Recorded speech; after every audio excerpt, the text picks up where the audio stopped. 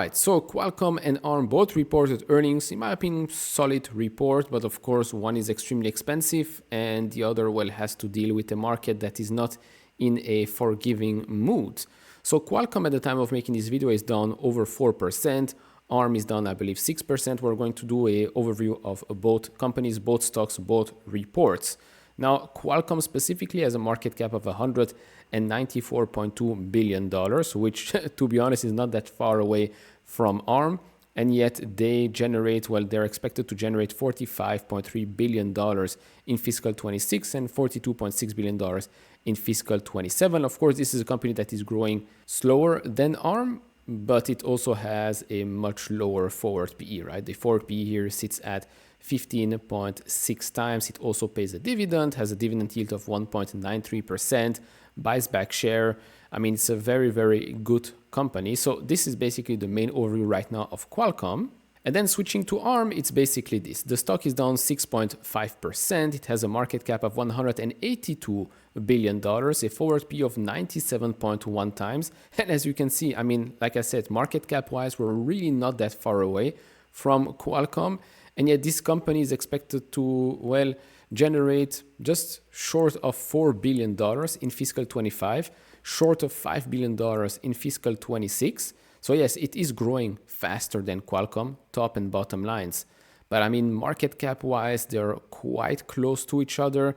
And yet it generates what, 1/10 of the revenue of Qualcomm? That's insane.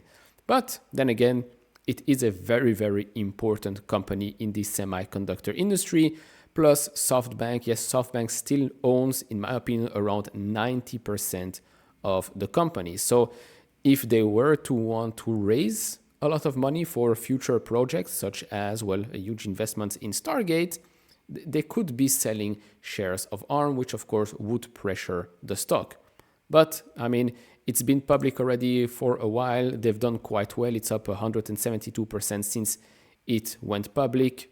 So yeah, expensive can get more expensive.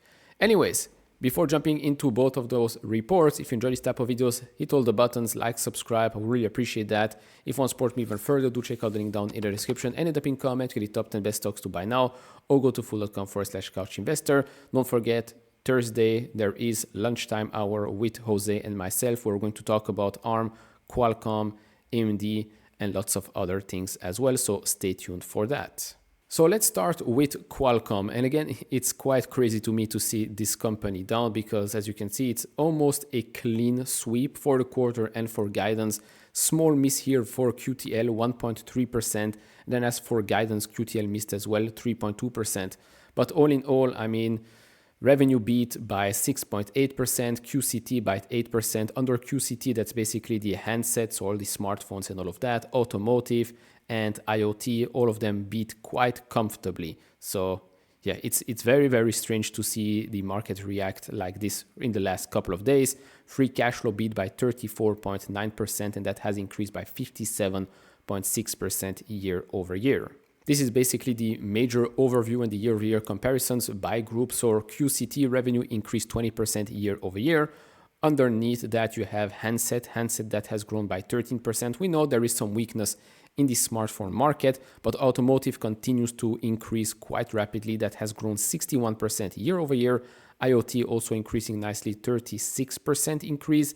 Then with regards to QTL, small increase of 5% year over year. Then if we zoom out a little bit, we can see that this past quarter was a record quarter. They've never generated more revenue than last quarter, $11.61 billion, driven by, of course, an increase in handset revenue. Automotive continues to grow. IoT has been, well, flattish, right? It's been approximately the same since the December quarter of 2021. Yes, it has increased since the lows here, the March quarter of 2024, but a bit of a struggle there, but I do expect that segment to continue to grow quite a lot in the future. QTL is also that segment that didn't grow as much. Looking at earnings before taxes, of course, the majority comes from QCT and then the rest here from QTL. And as we've seen, well, that one doesn't grow much. I mean, since, well, the last 3 years, it has declined 17.64%. And don't forget that with Qualcomm, they're a huge player across the board, whether it's smartphones, PCs, industrial AI, Internet of Things, automotive, AR, VR, mixed reality, all of that. Qualcomm is going to be there. And in the future, yes, they are expected to lose that modem business from Apple. Their future guidance already incorporates that hit. Qualcomm is a very, very good business, good management.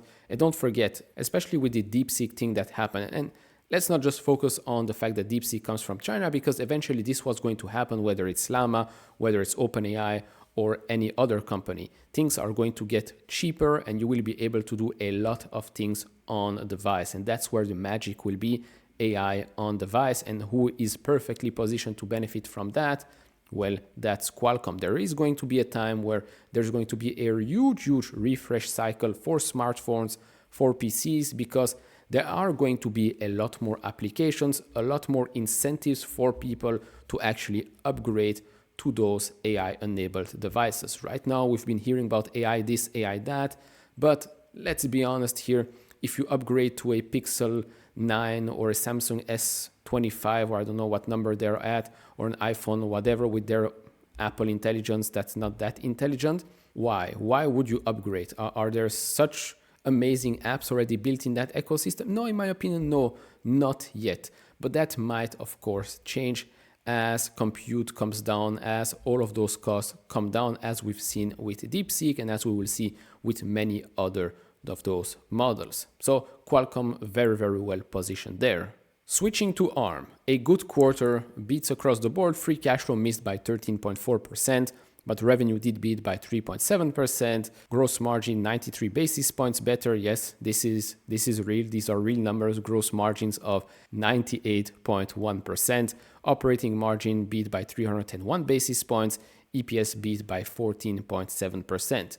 But, and this is something that I've been saying for a while, we also discussed this with Jose on the live streams, with everything that's happening within AI, with ARM architecture, ARM-based chips, CPUs, GPUs, whatever, why aren't we seeing huge quarter-over-quarter growth rates, right? Why aren't we seeing those year-over-year growth rates, but in quarter-over-quarter? Yes, Q4, we're seeing that 32% year-over-year growth rate, but still, as you can see for Q4, it's a miss across the board. I mean, it's Q4, their fiscal year, by the way.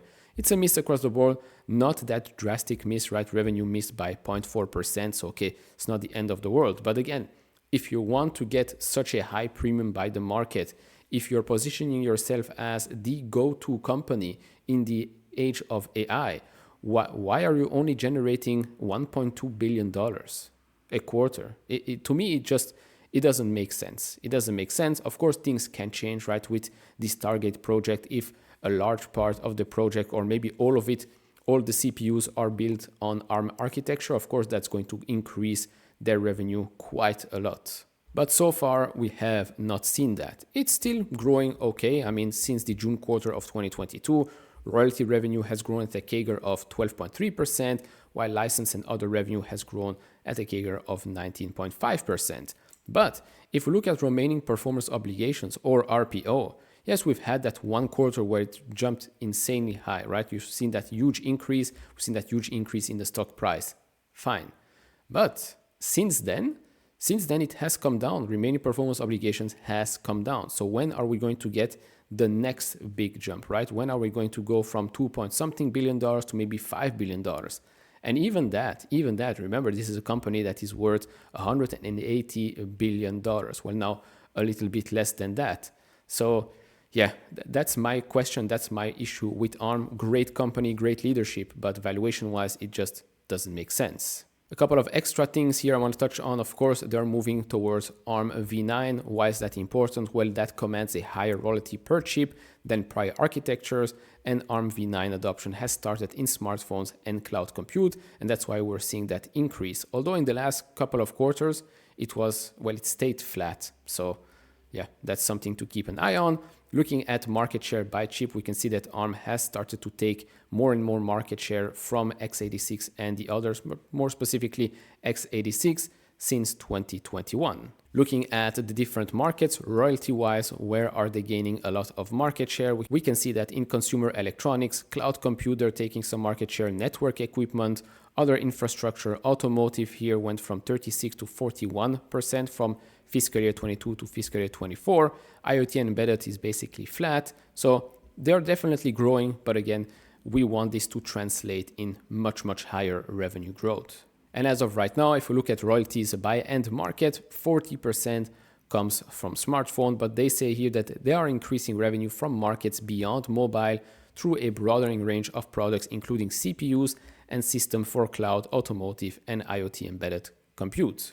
And so right now, if we look at the stock, well, even after the after hours drop, we are still well above the 20-day moving average, the 50-day one, and especially the 200-day one that sits at $131. There has been some solid momentum since it did rebound over that 200-day moving average back in, well, at the end of 2024. Nice rebound from there. I mean, again, I'll explain the same thing again and again. Great company, super expensive stock.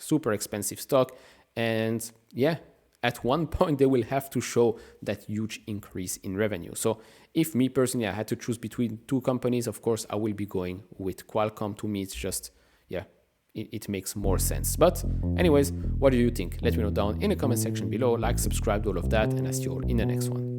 Bye-bye.